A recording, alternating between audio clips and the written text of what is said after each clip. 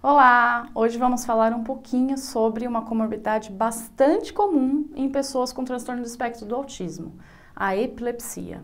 Lembrando que comorbidade é quando duas condições ou mais, aparecem ao mesmo tempo na mesma pessoa. Por isso é comum que quem tem autismo também possa ter os ataques epiléticos. Mas antes de explicar a relação com o autismo, é importante entender o que é a epilepsia. Bom, a epilepsia é uma alteração temporária e reversível do funcionamento do cérebro.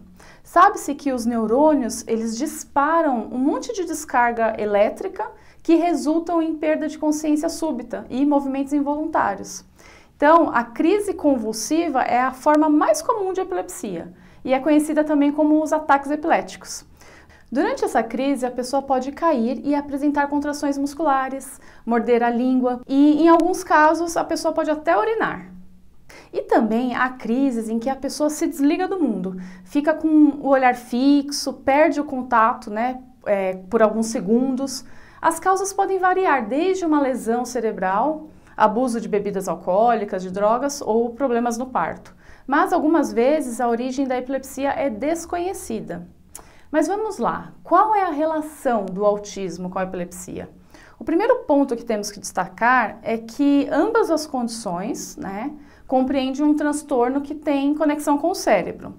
A epilepsia é o quarto transtorno neurológico mais comum e afeta pessoas de todas as idades.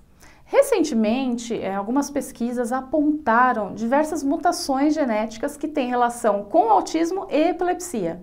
Sabe-se que tanto a epilepsia quanto o autismo envolve uma sincronia anormal de sistemas no cérebro, ligado às sinapses, que são as conexões entre os neurônios. Bom, em outras palavras, a epilepsia resulta de um funcionamento inadequado do cérebro, assim como o autismo.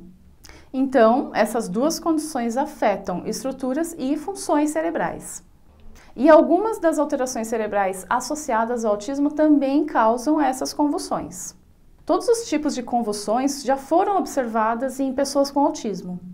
E é ela que pode ser considerada uma complicação neurológica mais comum em quem tem autismo. Estima-se que quase 1/3 das pessoas com autismo podem apresentar epilepsia em algum momento da vida. E de acordo com pesquisas, até 32% das pessoas com epilepsia também atendem aos critérios de diagnóstico do autismo. Além disso, cerca de 20 a 30% das crianças com autismo desenvolvem a epilepsia antes de se tornarem adultas. O aparecimento da epilepsia ele é considerado mais frequente em crianças menores de 5 anos de idade e adolescentes. Algumas pesquisas descobriram que a atividade elétrica no cérebro de pessoas com autismo exibe descargas do tipo epilepsia com mais frequência do que em pessoas que não são autistas. Muitas pesquisas estão sendo realizadas no momento sobre esse assunto, para entender melhor qual é a ligação entre essas duas condições. As crianças e adultos com as duas condições costumam ter sintomas de autismo mais severos, são hiperativos e possuem um QI mais baixo em comparação com aqueles que não apresentam epilepsia. O diagnóstico de epilepsia em quem tem autismo pode ser desafiador. Isso porque as pessoas com autismo têm dificuldades em reconhecer e comunicar seus sintomas. Os pais e médicos que cuidam dos autistas devem ficar atentos a alguns sinais. Eu vou falar aqui alguns deles. Mudança de olhar, que ocorre de forma inexplicável. Movimentos involuntários. Confusão sem causa aparente. Dores de cabeça severas. Sonolência e perturbações do sono, mudanças de habilidades ou emoções sem qualquer motivo, estiramento nos músculos, irritabilidade ou agressividade. É importante buscar ajuda profissional para ter o diagnóstico correto, porque o aparecimento da epilepsia em quem tem autismo pode comprometer suas habilidades de linguagem, comunicação, o raciocínio da pessoa e alterar os comportamentos. Essa perda de habilidades é chamada de regressão. Mas o que pode ser feito? Bom, geralmente a pessoa com autismo e epilepsia, após ter o diagnóstico, começa a se tratar com medicamentos para evitar as crises de epilepsia. Então é muito importante que seja realizado um acompanhamento com um neurologista, para determinar quais tratamentos são indicados para cada caso.